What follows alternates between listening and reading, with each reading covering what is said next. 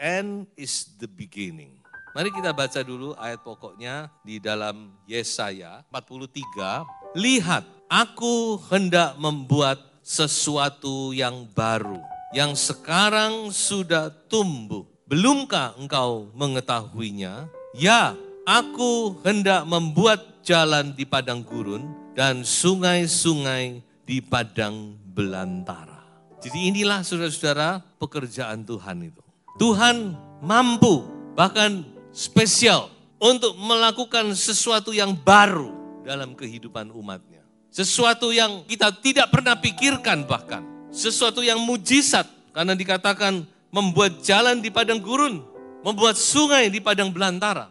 Saya mau sampaikan satu berita bahwa apa yang manusia anggap sudah berakhir, sudah tamat, seringkali itu menjadi awal dari satu pekerjaan Tuhan dalam hidup kita. Seringkali kita menghadapi sesuatu keadaan, situasi, dan kita anggap that's final. Ya sudah, begitulah nanti berakhirnya. Ya itulah yang akan saya hadapi sisa hidup saya. Saya sudah saksikan, saudara. Kalau saya renung-renungkan ada 2 kali peristiwa besar dalam hidup saya. Di mana dua-duanya itu terjadi pada saat saya anggap semua sudah berakhir.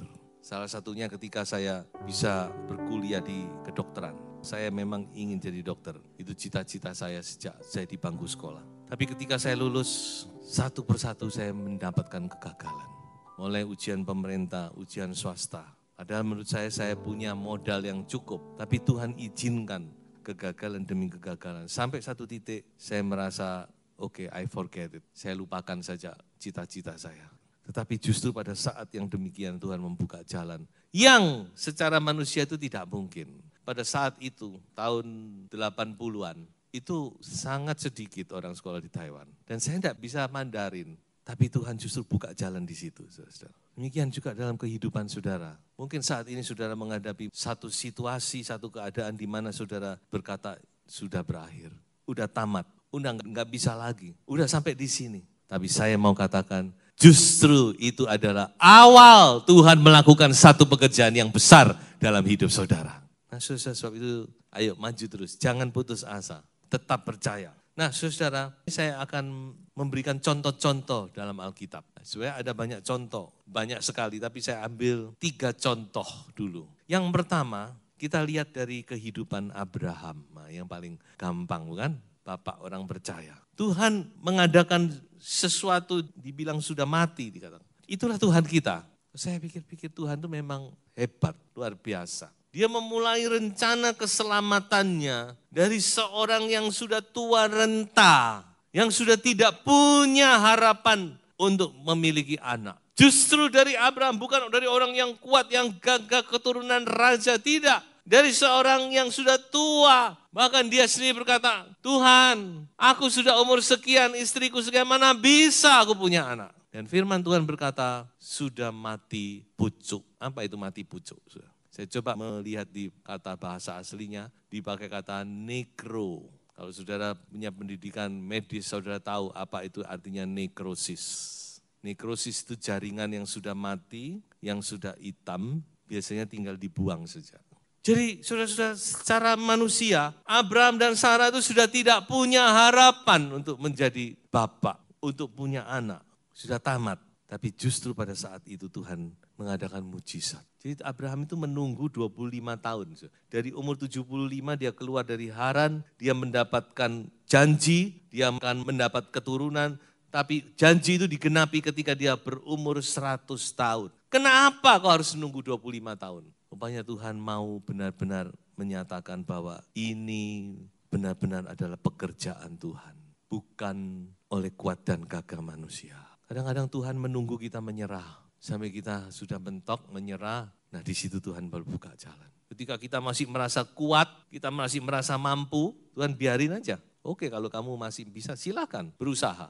Jadi ini yang pertama, the end is the beginning. Yang manusia anggap sudah berakhir, tapi Tuhan berkata, ini baru awal, haleluya. Baru awal rencana penyelamatan. Ishak lahir, dan itu nanti yang akan menjadikan Mesias. Lahir dari salah satu keturunannya. So itu jangan putus asa ya.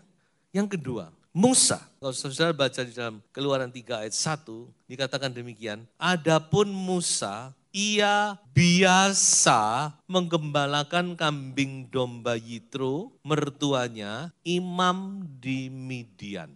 Kalau saudara baca itu enak ya, Musa biasa mengembalakan. Tapi kalau saudara renungkan, kata biasa ini enggak biasa saudara. Kata biasa di sini itu 40 tahun ya. Itu bukan biasa saudara cuma 1-2 tahun biasa mengerti. Tidak, 40 tahun Musa di Midian mengembalakan domba. Bahkan itu bukan dombanya, domba dari mertuanya. Mana Musa yang gagah perkasa itu, yang hebat itu, yang penuh dengan wibawa kuasa, pintar.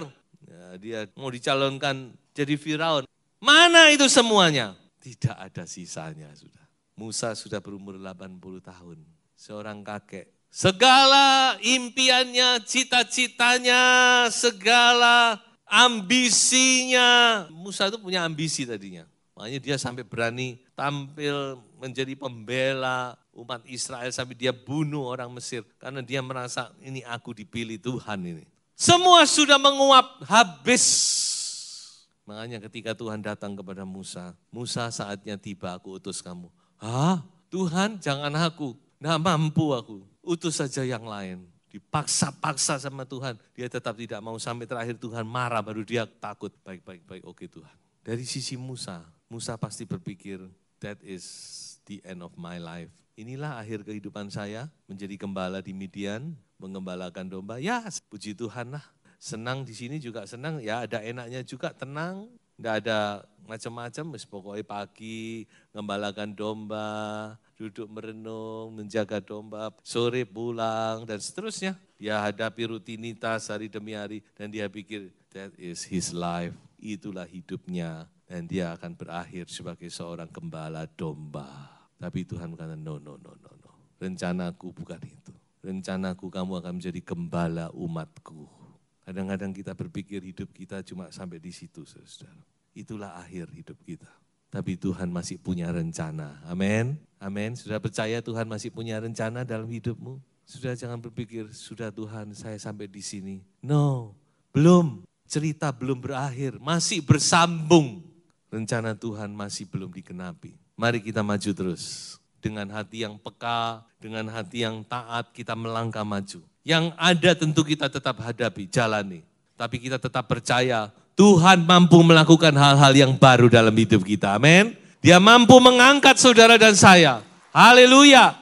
Jangan putus asa. Yang ketiga, seorang ibu bernama Naomi. Saya tidak tahu apakah keputusan Naomi pindah dari Bethlehem ke Moab itu salah atau betul. Firman Tuhan tidak memberikan penjelasan yang pasti.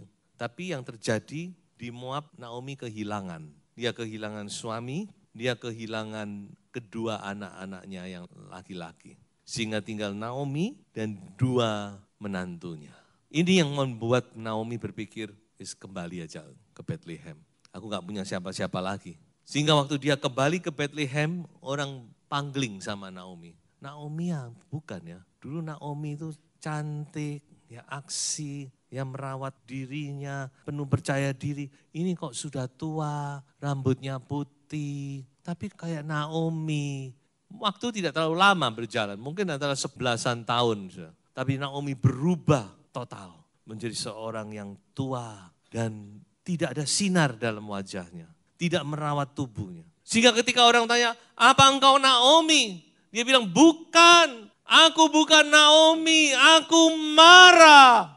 Naomi itu artinya sweetness, tianmi artinya manis. Tapi Mara artinya pahit. Aku bukan Naomi, aku Mara. Banyak kepahitan yang aku alami. Lihat ini aku. Dikatakan aku dulu pergi ke Moab dengan banyak harta. Sekarang aku pulang dari Moab dengan tangan yang kosong. Kecuali diikuti oleh seorang menantu, wanita asing, wanita Moab yang bernama Ruth. Oke, saya bayangkan ya memang susah, saudara. Naomi pasti hatinya sedih. Dan Naomi berpikir, ya sudah alami demikian mau apa lagi? Ya dijalani saja. Untung-untung dia mikir masih ada wanita mantan menantu karena anaknya sudah meninggal yang masih mau ikut aku. Tapi justru Tuhan beracara lewat Ruth. Ini menandakan kepada kita juga, saudara, jangan kita batasi cara Tuhan bekerja. Jangan kita remehkan siapapun juga. Rut itu wanita Moab. Dan bangsa Moab itu menurut Taurat adalah bangsa yang dikutuk oleh Tuhan. Tapi justru Tuhan beracara lewat Rut. Saya tidak memfokuskan pada Rut, tapi saya bicara tentang Naomi. Bagaimana Naomi sudah merasa dirinya berakhir, tetapi justru Tuhan baru beracara. Sudah alami kepahitan dalam hidupmu?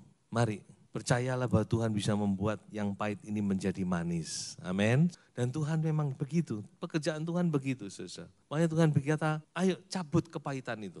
Karena kepahitan ini justru menjadi sesuatu yang manis nantinya. Kalau memang itu menghasilkan sesuatu yang manis, kenapa kita simpan kepahitan itu? Ya toh? Kenapa kita masih simpan? Tidak perlu. Ya, anggap itu suatu pengalaman hidup saja yang melengkapi hidup kita. Tapi kita syukuri. Karena justru pada saat Naomi down di tempat yang paling rendah, di titik nadir yang paling bawah dalam hidupnya, justru Tuhan mulai beracara dalam hidup Naomi. Dan kita tahu bahwa pada akhir cerita ini, Naomi diangkat kembali oleh Tuhan. Dia penuh dengan sukacita, penuh dengan kedamaian. Dia bisa memangku seorang cucu sambungan tentunya. Tapi justru cucu ini nanti yang akan menolong, dan kita tahu justru dari keturunannya itu melahirkan Daud. Dan Daud nantinya melahirkan Mesias.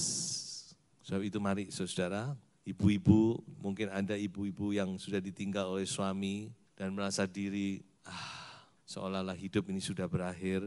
Saya katakan belum. Amin. Tuhan masih mau menyatakan pekerjaannya yang ajaib. Yang penting kita kembali, tetap ada di Bethlehem. Naomi kembali, ambil keputusan kembali ke Bethlehem. Apapun juga, pokoknya saya mau kembali ke Bethlehem.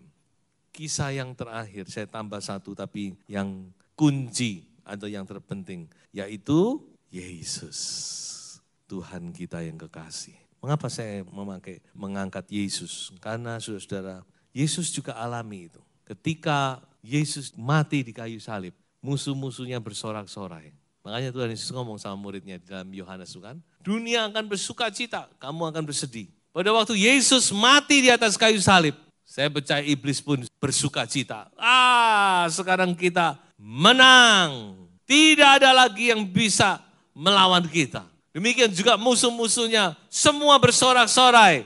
Mereka anggap mereka sudah menang.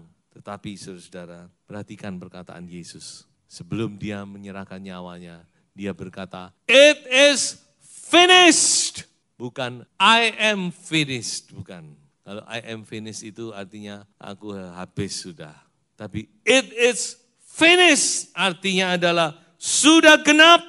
Dalam bahasa Mandarin dikatakan 成了. Sudah digenapi semuanya. Justru kematiannya di atas kayu salib menggenapi apa yang Allah janjikan di perjanjian lama. Apa itu? Yang pertama, dikatakan iblis dimusnahkan. Coba saya bacakan ayat-ayatnya. Ibrani pasal 2 ayat yang ke-14 berbunyi sebagai berikut. Karena anak-anak itu adalah anak-anak dari darah dan daging, maka ia juga menjadi sama dengan mereka dan mendapat bagian dalam keadaan mereka, supaya oleh kematiannya ia memusnahkan dia, yaitu iblis, yang berkuasa atas maut. Haleluya. Yang pertama dikatakan justru oleh kematiannya dia memusnahkan. Dia menginjak kepala si ular itu. Haleluya. Apa yang dikatakan oleh Allah Bapa di Taman Eden. Keturunan perempuan yang akan menginjak kepalamu. Kamu akan memaku tumitnya. Itu terjadi. Bukan sesuatu yang fatal. Seolah-olah iblis fatal sudah. Karena semua begitu, pengikutnya juga begitu. Sudah tahu enggak kalau murid-murid itu kehilangan arah sudah. Dia lihat gurunya yang dia kadang-kadang yang dia harap-harapkan mati. Mereka habis, enggak punya tenaga, enggak punya pengharapan. No. The show just begun. Ini baru awal justru. Sesuatu yang hebat yang Allah lakukan. Yang kedua apa? Yaitu dikatakan ia membuka jalan baru ke tahta kasih karunia Allah. Mari kita baca ayatnya. Ibrani 10 ayat 19 dan ayat yang ke-20. Jadi saudara-saudara, Oleh darah Yesus, kita sekarang penuh keberanian dapat masuk ke dalam tempat kudus. Karena Ia telah membuka jalan yang baru dan yang hidup bagi kita melalui tabir, yaitu dirinya sendiri. Tabir yang memisahkan manusia dengan hadirat Allah itu koyak dari atas ke bawah. Terbuka. Dan sekarang orang bisa datang menghampiri hadirat Allah. Haleluya. Ketika kita berdoa, kita masuk ke dalam tempat Maha Kudus. Karena apa? Karena kematian Yesus. Ada awal yang baru yang Tuhan lakukan. Dan yang ketiga, yaitu Roh Kudus dicurahkan. Kisah Para Rasul pasal 2 ayat 33. Dan sesudah Ia ditinggikan oleh tangan kanan Allah dan menerima Roh Kudus yang dijanjikan itu, maka dicurahkannya apa yang kamu lihat dan dengar di sini. Oleh kematian Tuhan Yesus, Roh Kudus itu dicurahkan. Karena apa? Karena kematiannya itu membayar harga. Harganya sudah dibayar kepada Bapa. Ini harganya Bapa. Darahku. Sekarang beri umatmu rohmu. Oke, diberikan kepada Yesus dan dicurahkan kepada gereja. Dan kita masuk dalam zaman yang baru. Zaman Roh Kudus, zaman gereja, zaman kemurahan. Di mana kita bisa hidup dekat dengan Tuhan. Karena Roh Kudus itu diam dalam hati kita. Ini yang Tuhan lakukan dalam hidup kita, saudara. Dalam hidup gerejanya. The end is the beginning. So itu saya mau dorong saudara. Ya, apapun yang saudara hadapi. Mungkin saudara berkata, it is finished. I am finished. Aku sudah berakhir. Tapi berdasarkan firman Tuhan yang kita dengar, saya mengatakan masih ada jalan yang baru. Amin. Masih ada pengharapan yang baru. Masih ada rencana Tuhan yang akan digenapi dalam hidup saudara. So itu jangan putus asa. Jalan terus. Percaya, pegang janji Tuhan. Ya, tetap setia. Ya, sampai Tuhan nyatakan jalan itu dalam hidupmu. Jangan pernah berkata, I am finished. Tuhan masih belum selesai berkarya dalam kehidupan Anda. Dia masih punya rencana yang indah bagi masa depan Anda. Percayalah. Haleluya, Tuhan Yesus memberkati.